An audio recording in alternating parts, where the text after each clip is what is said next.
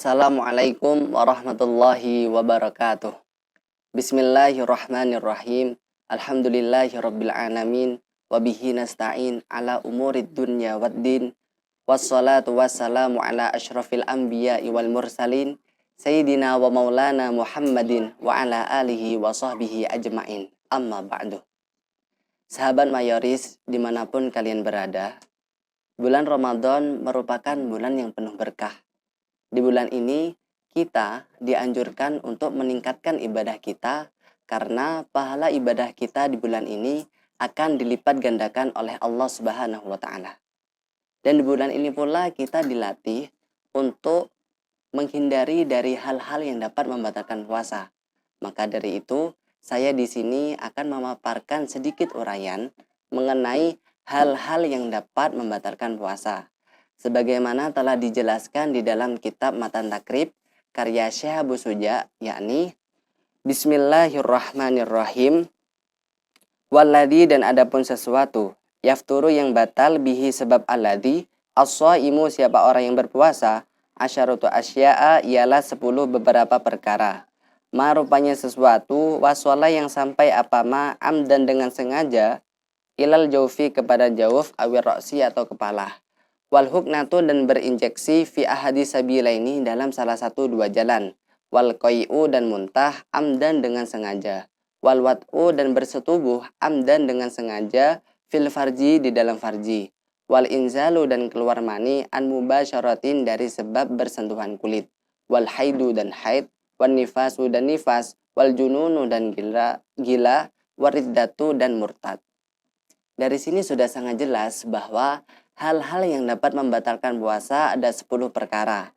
Yang pertama dan yang kedua, sesuatu yang sampai ke dalam jauf atau kepala. Yang ketiga, berinjeksi dalam salah satu dua jalan, baik itu dari kubul maupun dari dubur.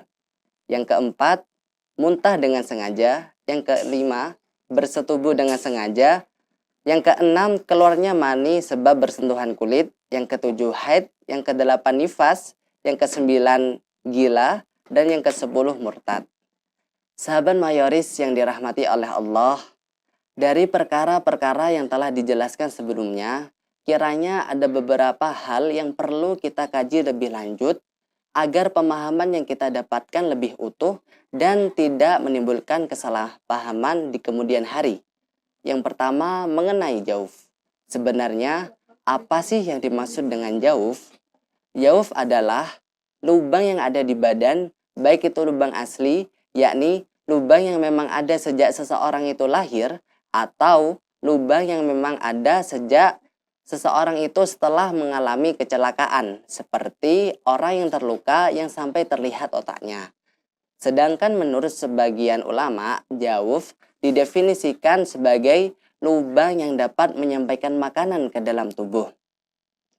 Dengan demikian, apabila seseorang sengaja memasukkan sesuatu ke dalam tubuh, padahal ia mengetahui bahwa hal itu dapat membatalkan puasa, maka hukum puasanya menjadi batal. Lalu, bagaimana hukumnya apabila seseorang sengaja memasukkan air ke dalam telinga atau ke dalam alat kelamin? Di dalam kitab Kifayatul Akhyar, karya Imam Taqiyuddin Abu Bakar Muhammad Al-Husaini, ia menyatakan bahwa hal itu dapat membatalkan puasa. Mengapa? Karena setiap sesuatu yang masuk ke area batin melalui lubang yang terbuka dan dilakukan dengan cara yang sadar maupun sengaja, hal itu dapat membatalkan puasa. Permasalahan yang kedua mengenai keluarnya mani atau ejakulasi. Hukumnya dibagi menjadi dua, yakni dapat membatalkan puasa dan tidak dapat membatalkan puasa. Yang pertama ialah dapat membatalkan puasa. Hal ini disebabkan karena sengaja mengeluarkan mani atau yang biasa dikenal dengan sebutan istimna. Dan disebabkan pula karena bersentuhan kulit yang mengakibatkan timbulnya syahwat. Baik hal itu dilakukan dengan cara yang halal maupun dengan cara yang haram. Hukum yang kedua tidak dapat membatalkan puasa. Seperti bersentuhan kulit yang tidak bermaksud untuk mengeluarkan mani dan sebab bermimpi basah. Lalu timbul pertanyaan, Bagaimana hukumnya? Apabila seseorang bermimpi basah di malam hari, kemudian ia tidak sempat atau lupa untuk mandi besar di keesokan harinya hingga waktu subuh, bagaimana hukum puasanya? Hukumnya tidak batal karena hal ini disesuaikan dengan hadis Nabi yang diriwayatkan oleh Imam Tirmidzi bahwa ada 3 hal yang tidak dapat membatalkan puasa. Yang pertama, bekam, yang kedua muntah, dan yang ketiga bermimpi basah.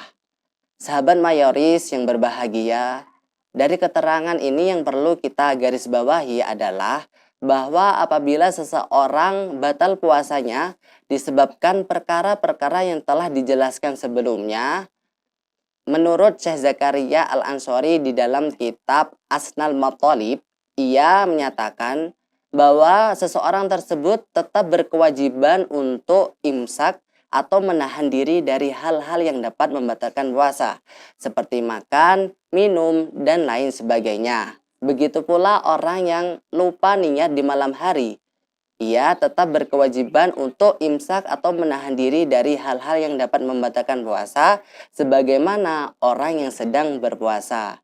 Hal ini bertujuan tak lain dan tak bukan untuk menghormati bulan Ramadan yang sangat dimuliakan. Maka dari itu, marilah kita bersama-sama di bulan ini tingkatkan iman, takwa kita kepada Allah Subhanahu wa Ta'ala. Perbanyak ibadah-ibadah sunnah seperti sholat tarawih, tadarus Al-Quran, sholat tahajud, sholat duha, dan ibadah sunnah lainnya. Mungkin hanya itu yang dapat saya sampaikan dalam kajian kali ini.